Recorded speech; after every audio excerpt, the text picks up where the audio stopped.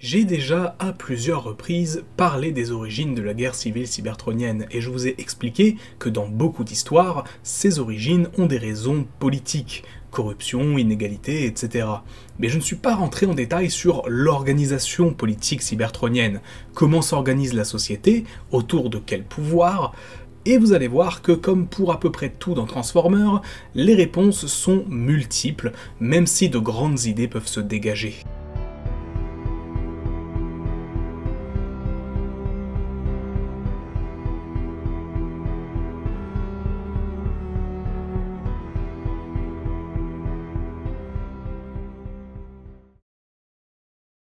Un peu comme ce que j'avais fait pour la vidéo sur les origines de la guerre, je vais ici vous présenter certaines grandes idées présentes dans différentes histoires, principalement dans les comics, mais je parlerai aussi d'autres continuités si besoin. L'organisation politique cybertronienne remonte souvent directement aux Primes originels et à l'influence qu'ils ont pu avoir sur la planète. Rien que le titre de Prime est donné en référence à eux, sachant que les Primes en tant que divinités et les Primes en tant que figures politiques n'ont rien à voir. Typiquement, Sentinel Prime a le titre de Prime, oui, mais n'a que rarement de lien avec les Primes originels. C'est simplement un titre donnant du pouvoir, différent en fonction des continuités. Dans les comics IDW, les Primes originels n'ont en réalité rien de divin, et la mythologie les entourant a été construite de toutes pièces. Après leur disparition, Nova Prime fut le premier Prime nommé directement par quelqu'un, en l'occurrence Alpha Trion, et il devint alors le premier vrai grand dirigeant de Cybertron. Mais l'intégralité du pouvoir ne gravite pas autour du Prime, et avec le temps, son importance a même tendance à décliner au profit d'autres entités, dont une en particulier, le Sénat. Ce fameux Sénat cybertronien, il est exploité principalement dans les comics IDW où l'on apprend notamment qu'après de nombreuses années à réellement plutôt bien gérer la planète et ses habitants, il est devenu de plus en plus corrompu et n'agissait plus dans l'intérêt de tous mais uniquement dans le leur. En réalité, ce changement est réellement apparu lors de la fin de ce qu'on appelle l'âge d'or de Cybertron, suite à la disparition de Nova Prime. Nominus Prime prendra sa suite et le système politique devint progressivement basé sur le fonctionnisme, une doctrine qui affirme que le devenir de chaque cybertronien sera déterminé en grande partie par son mode alternatif ou son type de corps. Typiquement, les individus les plus costauds étaient envoyés remplir des tâches pénibles, ceux plus petits dans les divisions scientifiques, etc., etc. La cause de la corruption du Sénat était en réalité ce qu'on appelle le Conseil fonctionniste, un groupe un peu religieux, voire totalement religieux, dirigeant la planète dans l'ombre et vouant un culte à Adaptus, celui qu'ils appellent le grand architecte, celui qui était vu comme le dieu de la transformation. Mais bref, je m'écarte un petit peu et ce sera peut-être l'occasion d'ailleurs d'en reparler dans une autre vidéo. Pour revenir au Sénat, ces derniers avaient une approche plus terre-à-terre, si on peut dire, des sujets de société, et traitaient directement des problématiques de cette dernière. Ils avaient beau être officiellement, entre guillemets, sous le commandement d'un Prime, c'est en réalité eux qui prenaient toutes les décisions importantes. Sentinel Prime, par exemple, remarqua que les sénateurs lui disaient quoi faire et qu'ils ne lui laissaient pas vraiment le choix. D'ailleurs, si un Prime devenait trop dérangeant à leurs yeux, ils n'hésitaient pas à le faire disparaître dans des circonstances étranges. C'est notamment ce qui s'est passé avec Nominus, qu'ils ont remplacé par Sentinel, qui n'était avant qu'un simple bot à la tête des forces de sécurité du Sénat, mais qui d'un coup s'est vu propulsé au rang de Prime. Ainsi, vous le voyez, l'organisation politique de Cybertron est rarement démocratique, du moins avant la guerre. Les habitants sont conditionnés à accepter cela, car c'est la seule chose qu'ils aient connue jusqu'alors. D'ailleurs, même dans d'autres continuités, quand ce n'est pas le Sénat, c'est un haut conseil qui est à la tête de la planète. Que ce soit dans Prime ou dans Animated, la gestion politique de la planète est donnée à un conseil composé d'anciens ou moins anciens cybertroniens, seuls habilités à nommer un nouveau Prime ou un nouveau Magnus dans le cas d'Animated, mais aussi les seuls capables de le défaire de ses fonctions s'il ne se montre pas à la hauteur de son rang. D'ailleurs, pour revenir sur le Sénat plus spécifiquement, on notera que certains sénateurs ont malgré tout tenté de s'opposer à la doctrine en place, c'est notamment le cas de Shockwave, qui finit par subir le sort réservé aux rebelles. Du coup, oui, l'organisation de la politique cybertronienne avant la guerre est totalement autoritaire, mais il ne faut pas oublier que c'est en partie parce que l'histoire de la planète et de la race cybertronienne est avant tout basée sur la conquête et la violence. Cybertron n'est pas qu'une planète, c'est un empire qui s'étend sur de nombreuses planètes et qui a servi ou massacré nombre de peuples pour extraire des ressources ou simplement augmenter l'influence des cybertroniens sur la galaxie. Cet empire, qui a prospéré durant des milliers d'années, a fini par donner la société que l'on connaît à l'époque des comics, qui voit naître le mouvement Decepticon. C'est d'ailleurs pendant l'insurrection Decepticon que le Sénat fut détruit et Sentinel Prime tué par Megatron.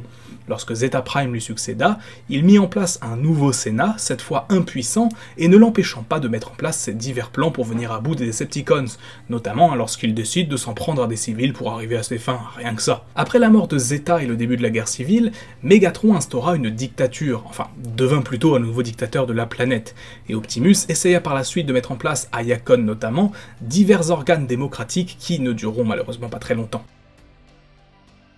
Après la fin de la guerre, cependant, les choses commencèrent à évoluer.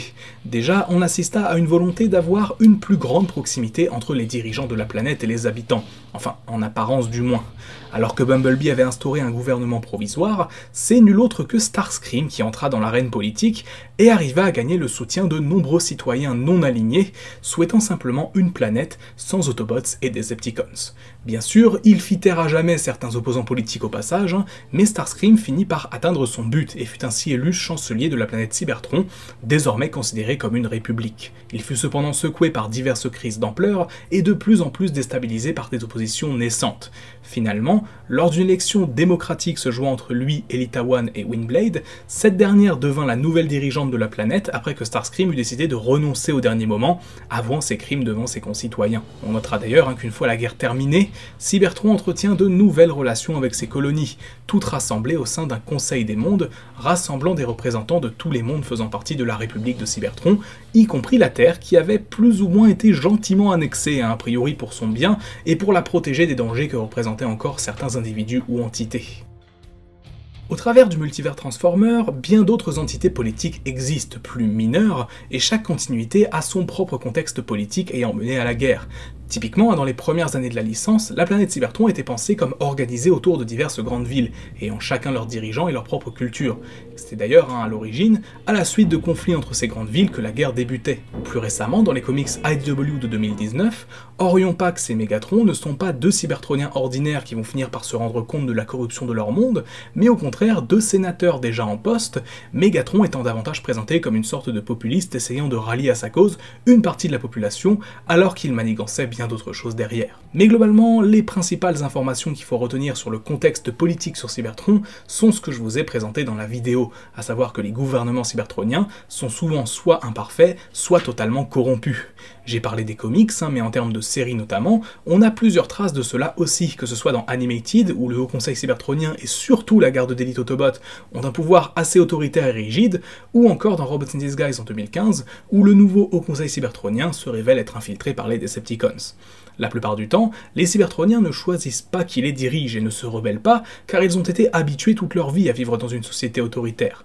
Finalement, seuls quelques individus tels que Megatron ou Orion Pax, un futur Optimus, ouvriront les yeux sur la réalité de leur monde. Bien sûr, connaître le contexte politique de la planète Cybertron peut paraître inutile pour certains, pour qui Transformers se résume à l'action et aux personnages colorés et fun, et honnêtement je le comprends totalement.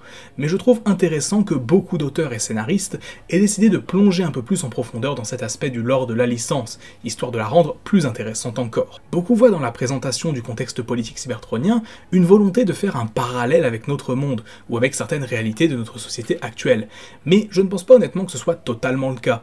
De l'aveu de plusieurs auteurs, l'organisation politique de Cybertron, et notamment sa forme d'empire, est inspirée d'empires historiques de notre monde, notamment l'empire romain, mais pas que. Et si parallèle il doit y avoir avec d'autres mondes modernes, c'est davantage un avertissement contre la possibilité, non nulle, d'une dérive fasciste de nos institutions. Une page assez connue aujourd'hui des comics The Transformers de 2009-2012 voit Optimus Prime prononcer quelques phrases devant le Sénat qu'il savait alors corrompu. Il y a 3 choses que vous devez demander de toute institution puissante. Dans l'intérêt de qui exercez-vous votre pouvoir? Envers qui êtes-vous redevable? Et enfin, comment peut-on se débarrasser de vous? Ces 3 phrases sont en réalité quasiment mot pour mot une citation de Tony Benn, figure du Parti travailliste au Royaume-Uni, qui en réalité avait 2 questions de plus que celle-ci, qui illustrent selon lui les questions à poser à une démocratie. Si l'on peut avoir des réponses à toutes ces dernières, alors le système actuel est bien une démocratie. Autrement, ce n'est plus le cas.